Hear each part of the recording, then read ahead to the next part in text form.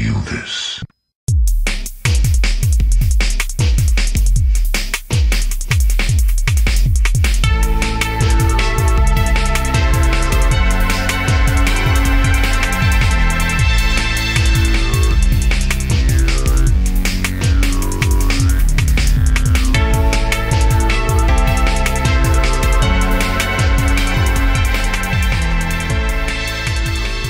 We are live. We are back with podcast number 3 of Grizzled Veterans.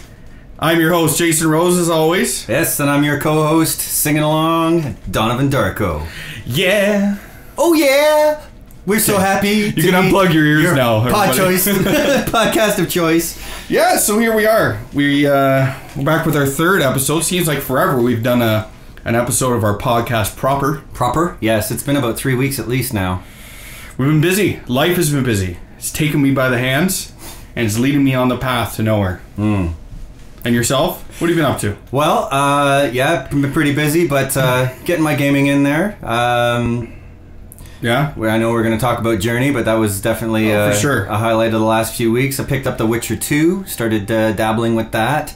Jealous, man. Yeah. Jealous. Want that for the PS3. Yeah. Might have to get that for the new, for the PC. I should say the new laptop I'm getting. Well, there you go. I'm about to put an order in for a new Alienware laptop.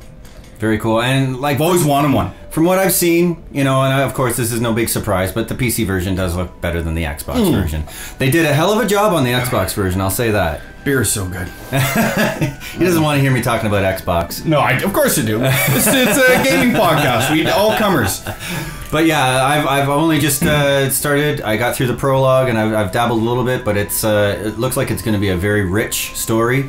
I heard there's lots of sex, lots of fucking. Well, so far I've seen some titties. Like you're getting, I heard you're getting like action 20 minutes in and it just keeps coming, like banging. Well, I'm more than 20 minutes in, but I haven't gotten any. Like threesomes. Well, I got a dudes banging. Well, I mean, there's a girl banging in it. Cows. No, am we going too far? Maybe you're going too far. All right. He does, like, the main character's got, like, his woman. Okay. So, you know, like, at the beginning of the game, all should have you one wake of up in those. bed next to her, and he's like, hey. Lovely. And then, of course, you get Does he cook her interrupted. eggs? Huh? Does he cook her eggs? No breakfast was had. No, he's the fucking Witcher. He doesn't have to do that shit. He's like, you know, give me my beer, wench. And then, you know, he gets some sex, and then he's gone to kill some people in the morning. Yeah. It's beautiful. On a serious note, definitely a game I would love to play. Yeah. But I love trophies. Or achievements. And I love achievements. And it's funny because I remember you hassling me over when I bought Vanquish for Xbox. Vanquish. And I think the reason I got Vanquish on Xbox was, again, it was a achievement thing. I hear you, but that's the thing. I feel you'd be much further ahead if you committed to one. I mean, as far as I think I'm like 2,000 trophies in front of you. That's what I mean, and I've got like close to 30,000 Well, level are you? points in You're level 9. Level 9. And change, like what? A bit of change, not much change. Okay, I'm 15 and 77%, but I've installed there because I've been playing too much Mass Effect 3 multiplayer. Too much of that. Except we're not allowed to talk about Mass Effect. No, we're done with Mass Effect. Yes, we just recorded our Mass Effect 3 spoiler cast. If you haven't watched that, or watched, what am I talking? Listen, we're not in the video stage yet. If you haven't listened to that yet, please do listen to that after or before or whenever the hell you want to listen to it. That's what it's for. That's what it's for. It's a special episode. It is our first of many for listening. So yeah. Let's, you know what? Before we get into the games, let's talk about what did we just watch? Oh, well. We just watched 2 awesome movie trailers. Okay. Prometheus. Now that new international trailer, you were there. You sit next to me. My mind was blown. It's one of the best trailers I've seriously ever seen. No hyperbole either. Like I love movie trailers. I like them to draw me into movies. Sometimes they can make or break, but that trailer was phenomenal. I've always been a big fan of the Aliens universe. Oh, me too. And like this trailer gave me chills. It did. Like hairs on my arm stood up absolutely. when that you know the soundtrack and the score kicks in. Well, when they start getting into the rapid cuts at the end of the trailer and you're seeing all these really glimpses of the special effects that we're going to... And people, if you haven't seen this trailer... Even if you're only minutely interested in this movie, it's going to have some of the best special effects of this year. And of course, it's a prequel of the Aliens universe. Yes. And the take on it from Ridley Scott. Yeah, watch it. It's the international extended trailer number 3. I don't know. Two or long three, name. anyway. Just look for it. It's about 2 minutes and 50 seconds. And then what do we watch? Dark Knight Rises. That's right, the new one. And what'd you think of that? Well, honestly, it didn't blow me away as much as the Prometheus trailer did. I'm still, like, don't get me wrong, I'm very excited for this movie. I love Batman, my favorite DC character. I've been in love with the character since before the Tim Burton movies, all of that stuff. But this, I have just a weird, it's like a taste in the back of my mouth kind of thing. And Is it because Bane? Is it because Bane is not an impactful villain from your experience?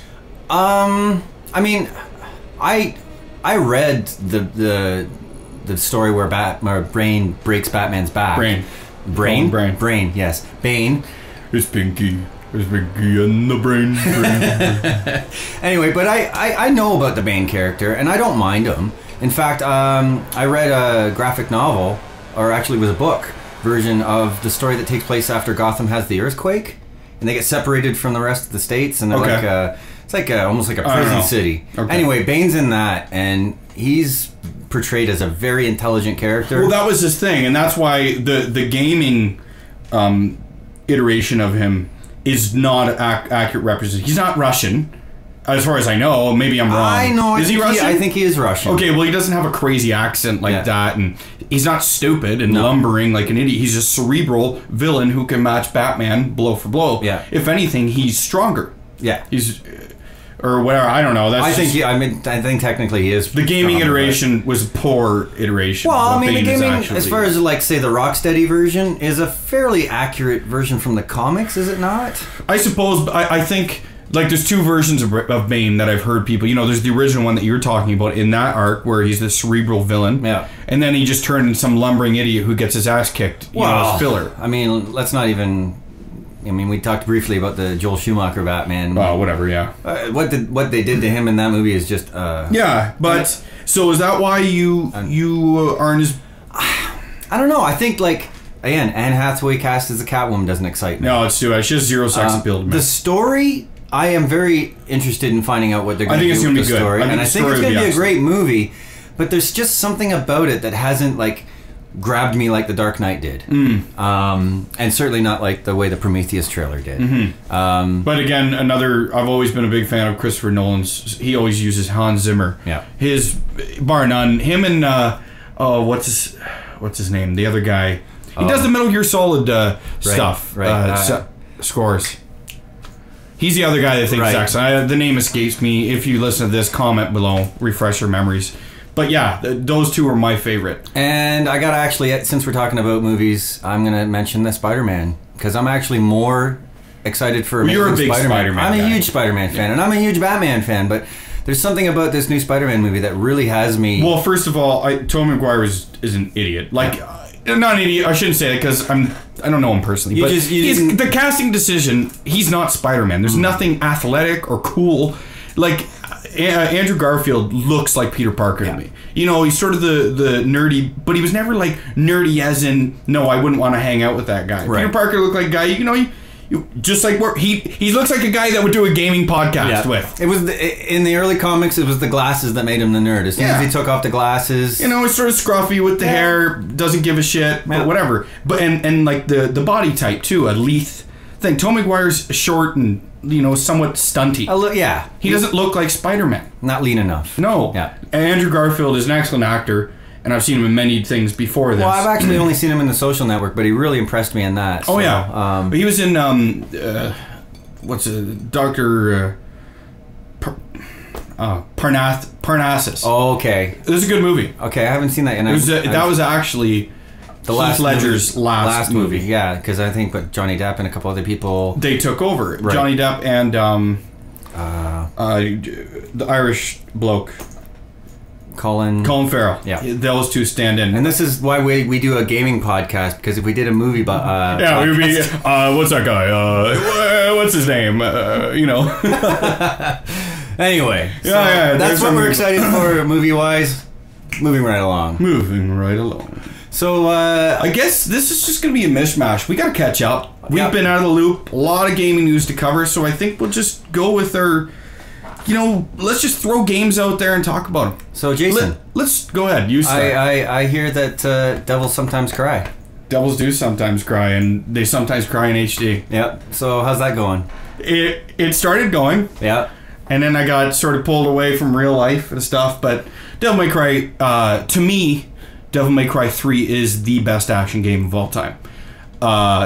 For many different reasons. That doesn't mean I discount Ninja Gaiden or the God of Wars and various other action games that are right there. Bayonetta is right there with it. Oh, for me. Side note, since you brought up Bayonetta. I know, man. And that's just a rumor. I hope it's just a rumor. Please don't let Bayonetta be cancelled. Don't let Bayonetta 2. The thing is, it was never officially announced. Yeah. I was hoping for something.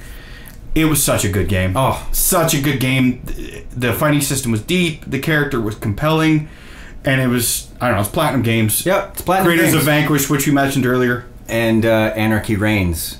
And Bayonetta's going to be in that. Yes. So, what's the story? We'll just have to wait for E3. Yeah. Have you seen the trailers for Anarchy Reigns? Yeah, I have. It looks pretty cool. It looks very good. But it gets Platinum, man. Everything they make. The only suspect game I'm right now is Revengeance. Metal Gear Solid. But Metal Gear Rising. I think the story is going to be what is going to bother you maybe the most, potentially. Because gameplay-wise, how bad can it be?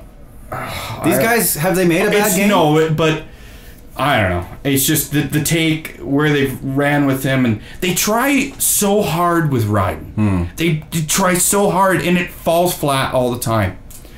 Like, I went back and played Metal Gear Solid 2, and after all these years, I didn't mind Raiden as much. But now I get his trying to be badass again and force it down our face, and that was his problem in the first part. Because Kojima thought he'd be so cool, and he'd appeal to Western audiences and things, but North American audiences hated him the most. Yeah. And I don't think Japanese audiences warmed up to him as much as he thought he would. I mean, we've accepted him now because the Metal Gear universe is just amazing. Well, he's a part of it. And he's a part of it, so, like... But I think his problem, and the problem they have with the character, is they always try too hard with him. No one likes somebody that tries too hard. Just be who you are, man. Yeah. I think where they left him at the end of Metal Gear Solid 4, like, they did a good job of him in that game. I would agree. Yeah, I mean, a lot of people had a newfound respect for the character, and that's kind of. I mean, I didn't totally dislike him in 2, but I didn't. It was more the disappointment of not getting to use him. I think once that wore off, and you could take yourself out of that situation, then you could enjoy. Because the game still played like Metal Gear, so I mean, it was a different skin basically that Snake was wearing. Anyway, let's get back to. We'll just touch on it briefly with the HD thing, because you've got another HD thing, series you'd like to talk about, but. I wanted to start with the first one. Control wise, it's a little shoddy, but it's a little clunky. Just dated. Yeah, it's a first generation of PlayStation 2 title. Right. It was a new IP, so the controls are a little clunky. But you know what? It's nostalgia. I can overlook it. Sure. Game's still good. I'm enjoying it. I don't know what I'm going to do with 2 because I thought 2 was terrible. Well, I never finished 2 when I went through it. No, eh? No, I couldn't. I've never actually beat the first one. Oh, I got to the pirate ship with the owl. Fuck, you know what? You lost me. I cannot remember. I just know. I just remember that's where I left off. I got the demon sword, the Sparta sword, and I just kicked some ass later. And the final boss, Mundus, whatever, it doesn't matter. It's a cool boss fight at the end. But 3 is excellent. That's where the first introduction of Virgil was, his brother. Okay, yep. And Virgil, right away I thought the character was amazing. He can match Dante blow for blow. And he's in Ultimate Marvel vs. Capcom 3. And he's a fan favorite. People wanted him in the game because he made such an impact. Right. But just the different nuances in 3 that you could play the game in multiple different ways and level up different ways. It was very it is very deep. And it was difficult. The game is not easy. So... It's just, I thought it was excellent. I remember I had fond memories of playing it, the special edition, and I wanted to finish it to unlock Virgil to use. Right. And he plays he's not like just a palette swap of Dante. Okay. He plays completely different, and that's where they get the moves from for Ultimate Marvel vs. Capcom 3. Okay. He starts with everything. He don't level him up. I think that's correct. You may be able to level up certain things, but he starts with the boots and the things like that. Right. So yeah, I'm enjoying it. I'll get through it very soon. And you're, what are you playing? Well, I picked up the Silent Hill HD collection, and I started playing through 2. And again, here's a series that I've always wanted to. Both of the games that are on the collection, 2 and 3. I've never actually beat either one of them, and I've always wanted to because, well, 2 I've always heard has got the best story in the Silent Hill games. They say 3's not bad, and I heard 3 is quite good too. Personally, I can't speak. It's a franchise. I picked up the first and second one, very briefly, tried them, didn't mind them. But didn't take them very far. Yeah. I don't know if I'll ever play them. Well, here's the thing. Like, I played through them. I'm playing through 2, and I haven't really gotten that far yet. But again, there's been so many other new games coming out. It's so easy to get distracted. So many good games. But I've been pretty impressed with it so far. Now, apparently they're doing some patches for it to improve performance. There's been really on an HD. Yeah. Wow. I was actually had a day 1 patch for it. Wow. I was shocked actually with that. I don't know, there's a little bit of fog drop in and out, which is kind of weird for... Well, you know, the draw distance was such an issue with the earlier games, and but apparently in the PS2 version it doesn't have this, and in the HD remake it does. Oh, wow, that's funny. That's funny. I mean, I watched the review on Game Trailers, and that's what they were saying about it. Now, I haven't had any issues with it, but I have found that the game's pretty dark. And I've noticed this with a few of my PlayStation dark, not games. as story-wise, dark as in hard to see. Lighting. Yeah. Why don't you mess around with the lighting settings? I've done that a little bit, but like, I feel like if I've got my settings good, I always like to go 1 or 2 above what they recommend. Yeah, and I've done that to a certain extent, like adjusting the brightness and the sharpness and stuff like that. And yeah, and I think with the PlayStation, I seem to have to do that a little bit more than I do with the Xbox. And it's just, I think, the different type of graphic processors. Sure, I mean, I don't want to get into the nuances of what does what better. I don't know, sometimes... That's not what we're doing here. But I'm just saying, like I think I told you... They do lighting, and they do handle lighting differently. Yeah, and like, I played through the Dragon's Dogma demo with you last week, and I was saying to you, this is very dark in the one area where I was fighting the Chimera. What did you think of that, anyway? I didn't mind it, but I think I need to play more of it. It's all over the place. They just kind of throw it at you. Yeah, you're like, okay, you fight this, and you're in the middle of the story, and then you're in some field fighting a griffin. Yeah, so I want to play it again and check it out, but I did download it for the Xbox because I want to make a comparison and see if that same area is as dark. And have you played it yet? No, I didn't get a chance to yet. Come on. So I'm sorry. For the sake of the podcast, you got to get through this. I know, but I was getting the Mass Effect episode ready too. I know. Yeah, just give credit where credit's due. Donovan does all of our editing. I'm the tech guy. And I'm guy. forever grateful. I bow down. You're very welcome. It's my pleasure. Thank you. It gives me something to use my studio for. I'm the idea guy. Donovan's the editing guy. So basically, I don't do shit other than talk. And talk over you. Which you tend to do a bit, but hey, I'm going to try to rear you a little bit. Yes, I'll rear myself. But yeah, I'm the tech guy. And so if you have any questions you're about a tech that specialist, so you're a sentinel. I'm something like that, yeah. I'd rather be an infiltrator, but...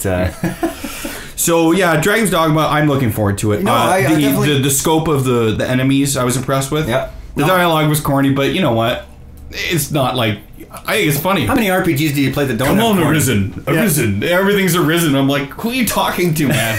Like, get off me. Just let me go No fight. worse than getting an arrow in the knee. Yeah, silly. Yeah. So... But let's move on to a game we've wanted to talk about that we both finished for a while, and that's Journey. That is. That game, I'm telling you, man, when I finally took the time, and because I didn't want to play it until like... It's a game that's intended to be finished in one sitting. Exactly. So I did that. It was like late night one night. It was like about 9 o'clock or something, and I finished it about 11:30. I haven't had an experience like that playing a game in a long time. I was smiling and just my jaw dropped more than a few times playing this game, just through the sheer awe of the beauty of the game. I found it to be one of the most intuitive games that I've played in a long time, where you... Simple, yet you didn't feel it was simple. Exactly. It's like, what do I do next? And you kind of rotate the camera and you're like, oh, what's that over there? And all of a sudden, you know... And it just takes you on. The journey takes you. Exactly. And so, it just felt really nice. It felt right. And like I say, like, I like, a lot of the games I play tend to have like dark storylines and this kind of thing. And this was a real refreshing... You just took the word right in my mouth. Yeah. It was refreshing. And I'm telling you, man, like, when you're doing the one slide and it goes to the side horizontals. Oh. It is. With the way the lighting hits the sand, and you turn to a shadow, and it's outlining that there's a history there. Yep. and you're just skipping through it. It was phenomenal. Yeah. The game, again, there's so many in-depth storylines and intricate weaving of characters these days, and things have to be more complicated to grab you and emotionally invest in. But this was a very thought-provoking game. It was. I mean, there's story there without them actually saying any words. And we'll get to what we both interpret the story to be at the end. We'll get to that in a sec. But again, we've been touching on music a lot in this. Whether it's the trailers, but the score for this was so well done. It's worth listening to even if you don't play the game. It was lighthearted. It was. Then there's times where after that scene that you're talking about sliding, you're skating almost through the sand, and it's picking up and it's lighthearted. It's got this adventurous but feel, then you drop right? off that cliff and you're in the underworld, and all of a sudden you have that feeling of impending. I don't want to say doom, because the game all of a sudden goes dark and it closes in on you. Yeah, and it does have moments of. Did you jump the first time that thing came out of the sand?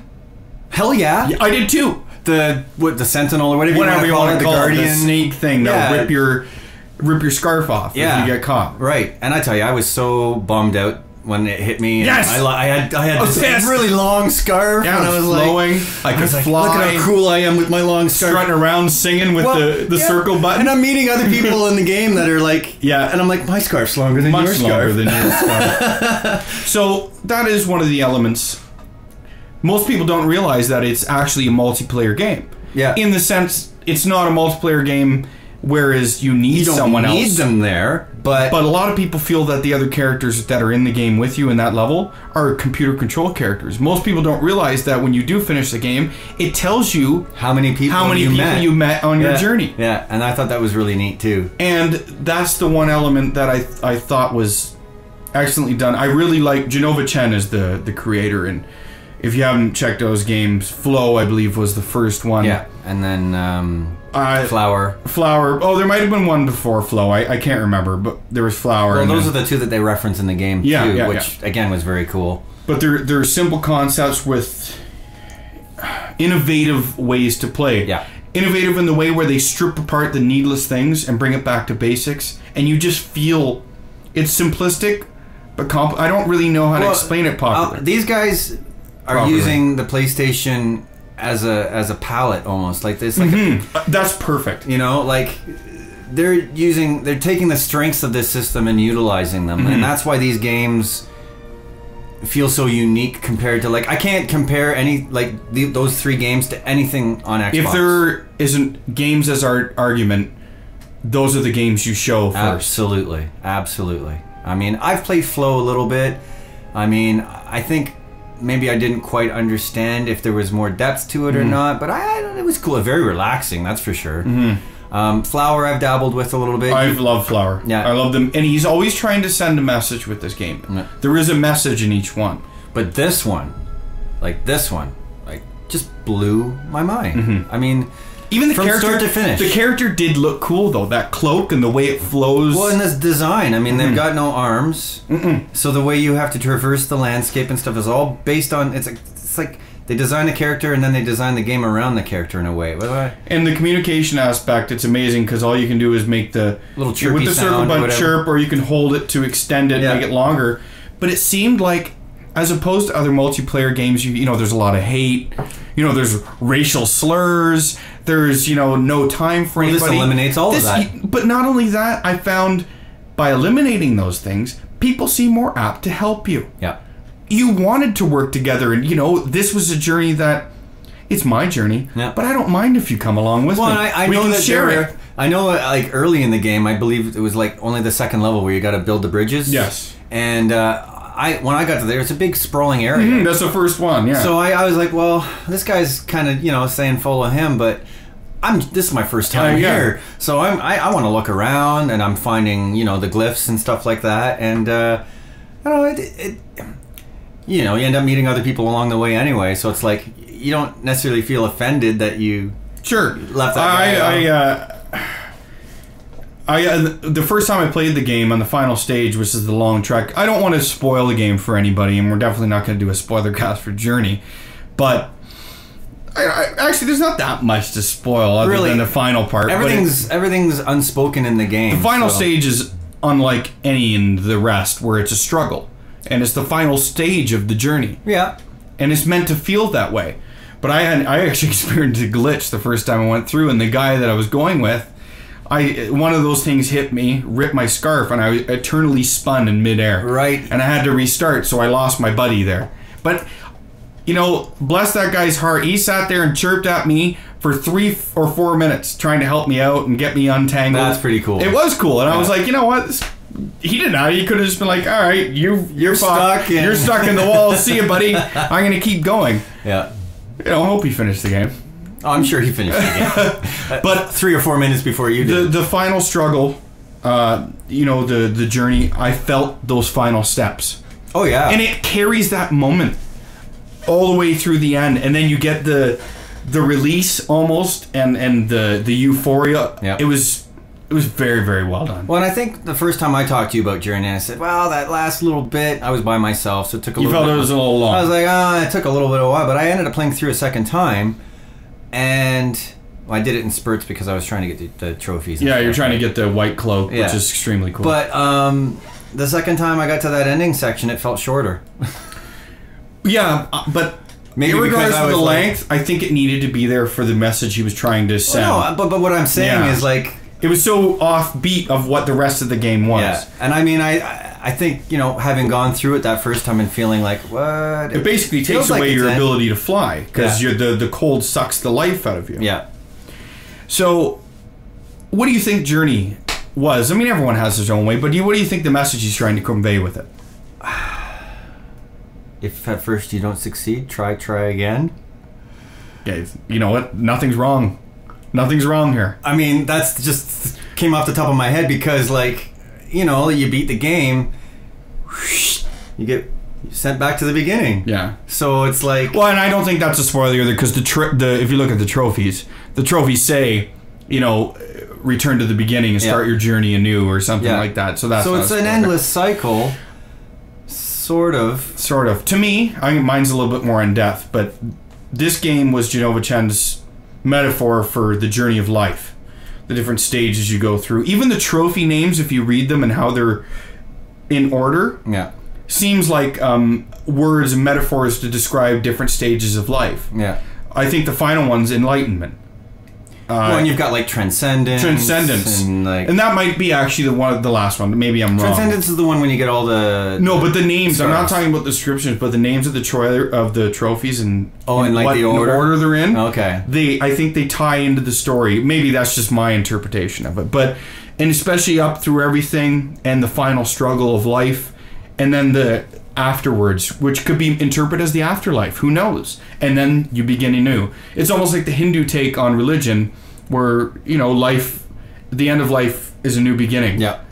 You know, you may come back as an insect, or if you're shitty at life, I don't know. Yeah. That's just the way it is. But that's the way I read it. But that's the cool concept of these games. Whereas Flower was an interpretation of industry taking over the natural habitat of the world and the wrongs of it, and it's sort of how nature reclaims the industry. And it was a very cool message on top of, and if you didn't choose to read it like that, it was still an awesome game. Yeah. I mean, even with my very awesome? like I said awesome. Awesome awesome possum. Yeah, go ahead. Sorry. I guess even with my very sort of, you know, off the cuff description of what I got out of it, I mean, it's still kind of is in line with what you're saying. Sure. I mean, because that's basically life. That is life. You don't succeed, try again. I mean, except with women, sometimes you never get to try again. Well, no, and there are the few that slip through your fingers. But hey, that's like the sands of time. But yeah, if you haven't played Journey, do yourself a favor. What's Journey out of 10? Quick.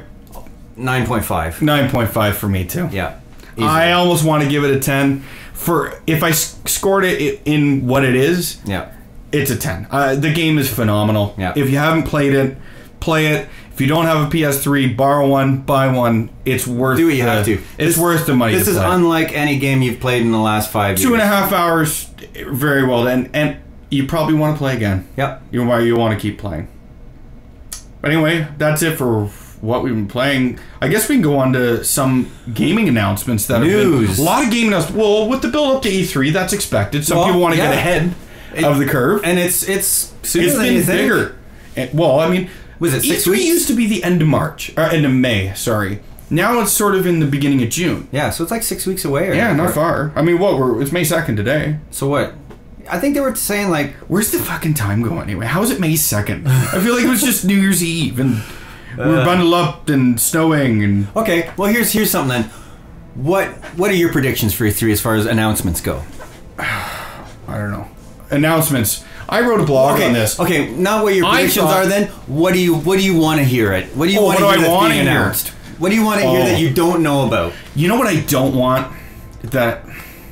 What I don't It's want. hard. This is a double-edged sword. Answer the opposite. I know. Of what I just- I'm always I'm the pessimist, not the optimist. It's brutal. That's the dynamic between us. That's funny. Shit, it's great. But this is a want and a do. I want to see what the new technology and consoles can hold. Do you think that Microsoft and Sony are going to announce something this year? You know, I think it's... I think they're both denying it. I think they're both going to announce something. At the beginning of the year, I took that stance. I wrote a blog what I think, E3 is going to hold. And I said both PS4, 720, and for whatever, the Wii U, PU shit is going to be there too. They need to change that name. Yeah. It's awful. It was awful the first time. It was awful. The name, change it. Wii rhymes with P. Yeah, but like the Wii U, I don't know. Whatever. Nintendo. Anyway, so yeah, what are you hoping to hear? I'd like, if they want, I'd like to see the coming announcements. This is, okay, what I want to see the new consoles. But then what on top of that, what I want them to say they're not coming out till 2014. I don't think we need new, we don't need new consoles. And I'm fine with that too, because again, But if you look at the history, sorry, I don't want to cut you off. But well, if you the look at the PS3 history, and the Xbox 360 still have life in them. Tons. Yeah, I mean the technology is not going to jump that drastically. The problem is the leap forward isn't going to be as big, and yeah, and I think that's why that is why we're having longer generation this time around. It's the development cycles and expenses. People still haven't got grips on it to get ahead. Yeah, they're still learning about the tools. Yeah, and these games cost $100 million. How are they gonna? And even if you look at the numbers, the amount of releases per year have gone down steadily recently. We don't get as many games as we used to. but we're getting a lot of good ones. Oh yeah, Holy I'm not crap. saying the quality has dropped, but we're also getting a lot of sequels. Well, that's been happening for like this generation is notorious for sequels. Out of necessity, but I guess that would be my major thing. What I would like to see, obscure announcements. I'd love to see a new Zone of the Enders. I'd love to see a new Castlevania Lords of Shadow sequel. I would really like to. I would die for one of those. I love that game. I want to hear about a Castlevania announcement. That's what else do I want? I don't know. There's so many things that you put me on the spot here, but I wanted a Bayonetta announcement, but now I'm kind of feeling that might be dashed. Yeah. And yourself? Well, like I just said, I was hoping for Bayonetta and a Castlevania. Well, we already know that Ni no Kuni is coming out next year, so I'm really excited about that. But I'd really like to hear Final Fantasy Versus 13. I want to see Final Fantasy Versus 13 too. It's I recently read something real quick about every generation has had 3 main numbered Final Fantasy games. Okay. This is the first one that hasn't. Okay. We've seen 13, 14. Although 14 hasn't come out on the PS3, I don't know if it ever will now. I don't know if it will now. It's funny because that was supposed to be a launch console along with PC, but that's a fucking disaster, that game. I kind of feel like at this point they should just change Versus 13 to 15. Yeah, really. I don't know, but they can't do that. They're not going to. Why not? Why does it have... I don't understand why it's called Versus 13 anyway. I don't know. They take place in that stupid 13. Nova Crystallis universe that they're... Yeah, Does it have something to do with 13? I guess maybe just the worlds. I don't know. Dude, I don't know anymore. From what I've seen, I saw what they released last year. It was a pretty long trailer that showed gameplay. And finally, you got gameplay, yeah. And it looked like it was in a modern era Earth. I don't know. I don't know. Like, I'm very curious, but I need to see something. I want to. You know what I want? I want a release date. Yeah. I want a release date for Final Fantasy Versus 13. Yeah. Because that's Square's one of their saving graces. Right? They need to put out a good game. Yeah. I thought 13s as a whole weren't very good, and they've done a lot of damage to the. No one can deny, whether you like or dislike, that the Square and Final Fantasy name has taken a hit. Oh, it definitely has. You can't deny that. At the same time, It kind of goes... Doesn't hold the prestige that it used I was to. playing Final Fantasy 13-2 last night. I know. So, I mean, like, I've put 80 plus hours into this game. Oh, that's great. It can't be that bad if I put 80 plus hours into it. Mm-hmm. And, I mean, I touched on this earlier in one of our episodes where I said, well, unfortunately, the story isn't what compels me to play a Final Fantasy game necessarily at this point. Mm-hmm. It's all of the other stuff that I get with a Final Fantasy game that makes me want to play it. It's the hunting down of the items and all of that stuff. I had hope. I had a hope for some Vita stuff, but I've almost lost hope in the Vita right now. Already? I think they're going to announce a price drop. If they drop the price significantly, I'll pick it up. No, you can't deny that the technology is impressive, and I don't want to get into the whole, is there replaces or not. Bottom line, it's out and it's a console and it's ready to be used. The tech is great, but I've never owned a handheld, and I'm a PSP and I loved it. Yeah. I'd love to see, if we're talking on the Final Fantasy vein, I'd love to see a console version of Dissidia. That would be very cool. And I'll say this because I've said it to you. I still think that PSP games should be downloadable and playable on the PS3. Oh, sure. But they do. Yeah, they don't really. Dude, there are so many RPGs that I would download and pay for. Ys. There's like 7, and then the Chronicles, and there's the Phantasy Star games, and there's like tons and tons. Well, if you want to keep up with the Final Fantasy, there's the 2 offshoots. There's Crisis Core, and then there was the Type 0. Yep. Or Type I don't know, Type either one. Yeah. Crisis Core was very good. I don't know. So we'll see. I think it's going to be a very exciting E3, though. I think it's unprecedented that 3. It's been the dawn of 3. 3 new consoles. It's going to be exciting. Yeah. But we'll flow into what announcements have happened prior to E3 to get the jump on it. That's the new God of War. Yes. Ascension is what it's called. You're not a big God of War guy. I'm not, and I've tried to be because I know so many people that enjoy this series, and I've played through the first 2, and I started getting into 3, and I'll say it. I don't understand why people like this game so much. I don't know. I think they're crazy. But at the same time, I'm going to answer that question because I know exactly why people like this game so much. It's the fucking blood and violence. I don't know. I don't think that's just it. That's a part of it. But to me, it's the blockbuster of action games. It's the big budget. It's the reason you go see Transformers in the summer. It's not a good film. But at the vice versa, I think the God of War games are excellent. Yeah. They have some of the, if you want to look at it in terms of game design wise, some of the best level design in any game, period. Okay, well, level design isn't going to save bad gameplay, and that's where I have a problem. It doesn't have bad gameplay, though. Maybe I may... Okay. You may not think it's as in-depth as Ninja Gaiden, but it definitely doesn't... It doesn't have bad gameplay. Maybe it just doesn't suit my play style, and I think that's probably more of why I'm not into that series, because I felt like I've forced myself to get through them. I think maybe a better word... No, I'm trying to put words in... Repetitive gameplay. Yes and no. I mean, I like getting into 3, they do give you like... you want to use certain attacks against certain enemies and that kind of thing. So hopefully you're going to get a good enemy variety that allows you to mix things up. I don't know. I just felt... I compared to Ninja Gaiden because that's my favorite action series. And, I mean, God of War just feels so slow and trudgy compared to Ninja Gaiden. And I know it's... Even 3? Well, my other problem with God of War is the camera and the jump mechanics. I can't tell you. I agree with the jump mechanics. How many times I've fallen off a ledge because I hit the jump button, but he's already fallen off the ledge. But he double jumps and then you can hold it for the wings. Yeah, except that the ledge is too far away, and even my double jump won't get me over there. You're not very good at it. It's to me, it's the camera. Not very good. Camera angles and jump mechanics. But anyway, and maybe I do suck at God of War and whatever. I've got through the first 2. One day I'll beat the 3rd one. The 4th one.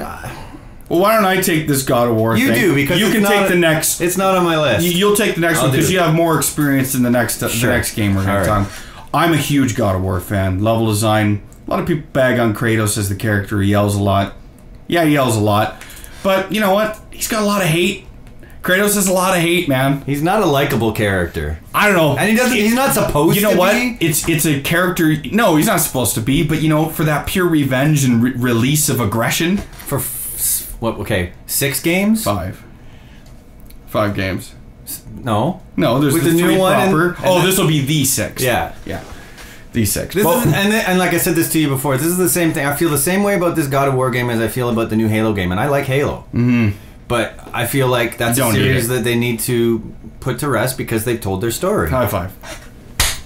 I don't know about the story. I just think that, you know, it's a first-person shooter. It's not COD, you know what I mean? It's not Call of Duty. Halo should be the one pristine first-person shooter, although I don't have a lot of experience with it. Yeah. Should hold itself above. They don't need to whore the franchise out like that. Like, how many games has there been for the 360? Halo games for the 360. Halo games for the 360, 3. This will be the third, or there's already This will be the fourth game. See, that's too much. They because there was the HD release of the original. Oh, well, too. yeah, which I kind of didn't think about. So yeah, so you've got 3, ODST, Reach. That's absurd. There's Halo 4 1 Halo remake, games, and now Halo 4. That'll be 5 Halo games on this system. First-person shooters to me aren't a franchise that are.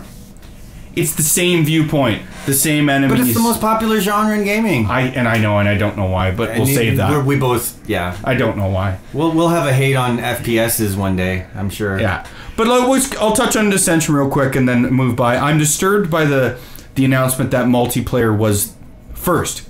I understand they probably don't want to give away the single-player elements to, you know, for news. They want to push the MP, and I have to say it looks impressive. The scant details that I do have. Oh, I mean, I saw the footage. I've never sat and thought to myself, gee, I would love to have multiplayer in my God of War game.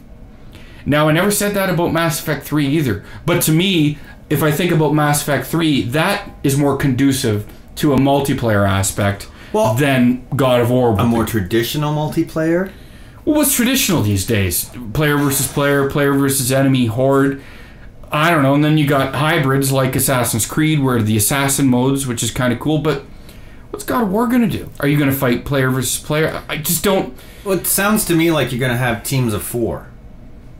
I don't know. It's just weird to me. It seems weird to me, It seems weird, but you know what? I'll hold out hope. Hopefully it's good. But the way my first impressions, and that's all they are is impressions, this is a multiplayer game first. Well, and I'll say this much. At least they're taking a unique approach to their multiplayer. From what it looks like, right now. Okay, sure. But to me, God of War is a single-player game, and I sincerely hope that they're not just trying to push out a new God of War game to get on the multiplayer fad and craze and replayability. Pretty sure they got a new director for this game too. Everyone's had a new director. Yeah. So. And that's why the story focus has changed so much. Yeah. Like David Jaffe's focus from 1 changed from Corey Balrog's, or is it Barlog or whatever? I think it's Barlog actually. Barlog to 2, and then to 3 was I don't know, some big bastard with a bald head. You know, I forget his name. Everybody that's directed has been on the God of War team previously, so I mean, it's not like I don't think the Ready at Dawn guys that did the PSP ones weren't. Oh, okay. Well, they were their own entities. But, and again, this one is another prequel. It'll be the 3rd prequel. Yeah. And again, it's not even a prequel to when Kratos was Kratos. It's a prequel that after he took, you know, the chains and became the Ghost of Sparta. Like, how many games can you fit in there? Even for me, this is what I'm very saying. Huge God of War fan, it seems dodgy to me. But you know what? I'll wait and see. Well, and you see, like, you're going to see a lot of the same characters again. You're going to see Hades. See, I don't mind, though. I don't... If he goes to Hades again, I'll probably shut the game off. Because I've been in Hades 4 times, and it's like the easiest thing to get out from. No, and that's what really made me stop playing 3. Silly. But anyway. Looks good. So, I'll let you take this away. Resident Evil 6. A game that I personally... Resident Evil 5 lost me, but I will play it eventually. I have to admit, I've come around on 6. Yeah. Resident Evil. No, I'm very, very excited for 6. I enjoyed 5. I think I've said for different reasons than I enjoy some of the other Resident Evil games. Sure, it wasn't quite as dark, but I mean, the characters were there, so that still kept it. You would say 4 is a better game. 4 is a better game. 5 is a good action game. And it's an action game. It's still a good game, so it's still fun. Anyway, 6 just looks really cool. I mean, you've got your Leon story arc, which is going to maintain some of this sort of old school Resident Evil style. More of a detective cop story to me. I want his jacket for less than $1,000, please. The Chris stuff is going to be pretty similar to what we had in 5, but honestly, I'm fine with that. Sure, no. And then you've got the new character, which is Wesker's son. If you watch the newest trailer, is Wesker's son, which is very cool. Yeah. So is it Jake I don't Mueller. know. And but he seems to he's like a hand-to-hand guy. Yeah. So he's, obviously inheriting some of... that's got to be a combat mechanics nightmare for Capcom. It's something completely different. Yeah. So, I don't know. You're going to have your 3 interweaving story arcs. And to me, that's very interesting. Yeah. And apparently, you're going to play each campaign separately. But in whatever order you want to play them in. And I guess they'll all come together. Then they meshed it. I bet you this is what they do. I bet you play through various segments and then it unlocks further segments of the story. Or that. I mean, I'm thinking it... I'm kind of hoping that they maintain some of that chapter selection that you were able to do in 5. Okay. Where you could go back and do a level, that kind of thing. Because I kind of like that. When you were able to, get better scores and, unlock your weapons and that kind of thing, right? Because... Well, I imagine they will, because that was a new thing for co-op. Those things are important. Yeah.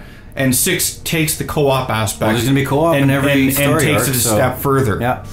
But I don't know. Well, some of the other stuff that I noticed that looks really cool. The new enemy types. Yes. Look fantastic. Yes. It looks like they've they're letting go of the sort of insectoid style enemies. Although from they're still in there a little bit. I've noticed. Yeah, I mean, I'm sure you're going to still see this stuff, but I like that we're getting some completely new and original enemy types who look scary and deadly. I noticed there's a couple scenes where the lighting, the Leon thing, and they're in a subway tunnel. Yes. And you can see sort of the zombies are running at you, just the shadows look very cool. Yes. Yeah, I know exactly what section you're talking about. And that.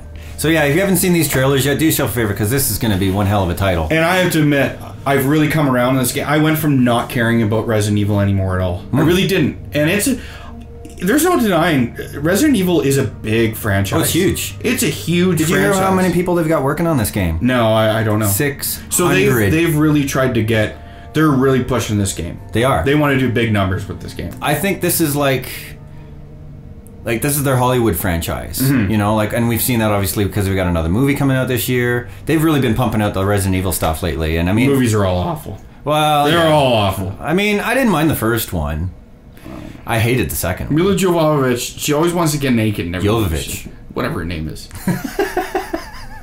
But yeah, I mean, movies aside, I mean, and her boobies are always out in every movie. Is there boobies out in the first one? I don't think so. Oh. See, Fifth Element, boobies. Other movies, boobies. You got a problem with that? No, she's always getting naked though. It's it's the same as seeing her in jeans. It's no big deal. Yeah. Anyway, whatever. But I have high hopes for the game, and it's one I hope you get on the PS3. See, this is going to be a tough choice. Because I've got, Ty and a couple other buddies that I played 5 with on Xbox, so... I will buy you number 5 so we can play through. I found a used copy of Gold Edition at Microplay here. How much, $19? No, it was $30 for the Gold Edition. Oh, okay. But I don't know if it's still there. That's the one I have, because actually a few of the downloadable content things from 5 I wanted to get through. It tells the story of how Wesker got Jill. Yes. And transformed her into the iteration that you see in, again, Ultimate Marvel vs. Capcom. Mm-hmm. It explains why Jill she's not just the cap-wearing STARS trooper from Marvel vs. Capcom 2. Right. It's the difference, right? Yes. Which is cool. I thought that was great. That was a big surprise when they released that DLC, because they kept that a big secret. I always liked Wesker. I think he's a cool villain. And I really hope, and I think I mentioned this before, but I have a funny feeling that Wesker will reappear in the series. In some sort of thing. I'm sure that he had a backup plan, cloned himself, or did something. Well, his son's there, right? So. Yeah, I have a funny feeling we're going to see Wesker come back. And it's not going to be the same Wesker, but it may, or it's going to be close. Nonetheless, I want to touch on the new PlayStation Battle Royale that was just announced too. The take, a blatant ripoff of Smash Brothers. I have no problem saying that. Yeah. It is what it is. It certainly looks like a ripoff, but I mean... it is. It's a 4-player in the vein of Smash Brothers, but you know what? A lot of people have been calling for this and wanted this for a long time.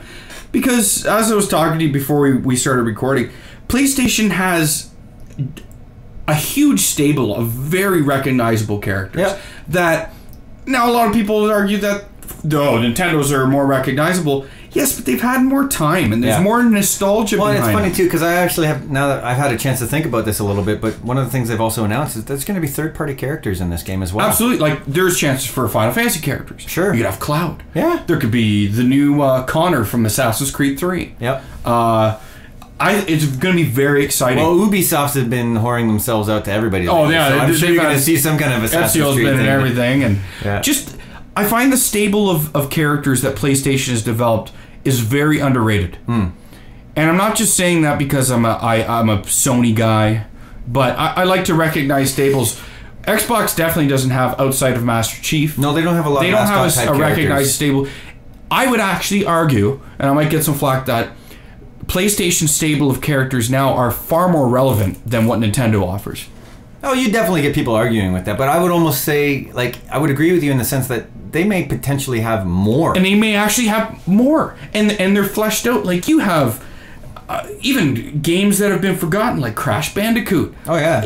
You know, there's Jack and Daxter, Ratchet Crash Clank. is going to be in this game. Who knows? Sure maybe you get Spyro. Yeah. Spyro will be in the game. You don't know. Sure of it. You don't know. But these are all options. But you're right, but these are recognizable PlayStation characters. And you know, some people say, oh, a character like Ethan Mars from Heavy Rain wouldn't fit in. But look how many characters they fit in Smash Brothers for Nintendo that would not be given Snake in there, for crying out loud. Well, I mean, he fits in the fighting game thing. Sure, but but how many characters in the Nintendo thing? You know, people think they're so recognizable. How many characters, if they weren't in Smash Brothers, I bet you half that cast, most people would have no clue who they are. Yeah.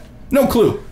But you can't say the same thing for PlayStation if you play Sony games. Well, and here's another thing. The Nintendo characters, they hardly ever make new ones. That's right. And that's part of my beef with Nintendo. They rest on their laurels too much. And I would say that that's probably one of their... It's a strength and a weakness. It is. I mean, I haven't bought a Nintendo system since Super Nintendo. My last was the GameCube. Yeah. My last now, granted, GameCube. you know, there's a ton of great games that I would like to play on GameCube, but I think at this point I would track down a used Wii original model so I can play the GameCube games. And it's easier to look back on those Nintendo systems of old with fond memories because you didn't live through it. If you owned a system when we were going through it, it's easy to say back, wow, there's 10 games I love to play. Yep. You don't realize that those 10 games were all spread out across 3 years, and that's all you had to play. Well, yeah. There wasn't very many games for the N64 when and we were GameCube. kids, we only had, you know, maybe 5 to 10 games total. And you played those games like crazy. You didn't mind playing through them over and over again. Now we get through a game and we want to move right on to the next one. I mean, for people like us, part of it is a responsibility to our you know, what we do, right? Sure. But I'm just talking about, you know, you look at Nintendo's stable, and it's a complaint that just, you know, they look back at the GameCube with fond memories and say there's a lot of good games. Yeah, but if you owned the GameCube when the GameCube was, you know, competing and out there, waiting for games. You were waiting for games constantly. Yeah. You know, they were very few and far between. So, and that's been Nintendo's biggest struggle. I'm very excited for this thing. I guess the 6 characters that they've announced is Sly, Fat Princess, Sweet Tooth, Kratos, and the guy from Parappa, and the guy from Resistance, Colonel Ragnar. Right. So that's 6. I love, again, Parappa the Rapper. I know it's cool. If Parappa the Rapper can make it in, punch, kick, block, chop. You know that, and it's sad that so many people don't know who Parappa the Rapper is. Oh God! If you haven't played Parappa the Rapper, go to the PSN store, hilarious, download this game. It is so fun. Oh man, so much fun. Yes, like the fact that he made it in gives opens the door for a huge stable of characters. Apparently his level 3 super wipe out everybody on the screen. Well, that's the way, and I don't quite understand. His funky flow is so fresh. His funky flow is so fresh, yo. In the rain or in the snow, I got the funky flow. So now I really gotta go. Yeah, that's awesome. There's Donovan's rendition of the Parappa. But honestly, Parappa the Rapper makes me excited for the possibilities of the game. Yeah. And the characters. Because that's what this game's going to be about, is the nostalgia aspect of characters. Sure. And then eventually you're going to get to, you know, who's going to be next. And, you know, you're pushing, as I don't know when the release date is. I think they'll announce it. Oh, it'll be a holiday game for sure. I'm excited for it. You know, the name is stupid. I will sit there and say the name is stupid. But it's going to be a really good party game. It will. And I mean, I was harping on it earlier, but you're right, it's going to be fun. And it's going to be crazy. And I mean, I never really played a Smash Brothers game, and I kind of look at those to be like I don't consider them to be fighting games in the same sense as like Street Fighter and stuff like that. No, I don't either. They're party brawlers. That seems to be the best term that I can come up with. Because when you get right down to it, there's a couple characters in Smash Brothers that are basically broken. I know Meta Knight is the most overpowered character in the game, to the point that when people play it, competitively quote off that he's banned. You're not allowed to use Meta Knight. So, but you know, those games aren't meant to be huge competitive fighters like Street Fighter and things like that. But I'm very, very excited. I'm a lot more excited than I thought I would be for that game. Okay. If anything, just for the potential of what characters could be in it, and the third party characters. And I did actually, because I think there is a really like broad. There's a huge character base to draw from. I mean, you're going to get Cole from Infamous. Yeah. You're going to get Nathan Drake from Uncharted. Probably. No, you definitely are. He's going to be in it 110%. Yeah. And the list keeps going on and on in terms of the exclusives. Yeah. You're going to get some guys from Killzone. You're going to get, God, I don't know. Just keep going. Oh, you try to think of a few more exclusives. Like I was almost going to say Shank, but that's not an exclusive. But no, I'm actually pretty excited to see what kind of surprises. I would love to see the nameless character from Journey in it. Sure. That would be awesome. He just flies and, judo kicks you in the face. He wraps a scarf around you. And that's awesome. Judo like a top he's or an something. exclusive character. Yeah. And these are things that'll, the discussion will keep up as they reveal characters, but... Or maybe he just hangs in the corner and watches, because maybe he's not a fighter. He's the creep. He's the creep in the corner. Creep-a be creeping. Creepily. But yeah, I think that's about it for this episode. We'll wrap it up here. We've actually kept this one pretty sensible time-wise. Oh, well, we ended up clocking in an hour, but hey. Holy shit, is it? It's been an hour. Time flies, baby. Let's wrap this up. As always, this is Jason Rose, your host. I'm Donovan Oziak. You can reach us at my Twitter, Jason Rose A. Just how it sounds. Yep, I'm iRobot, but it's a kind of a weird spelling, so we'll type that one out and post it. For sure. And this has been episode 3 of Grizzled Veterans. All right. We're out. We're out.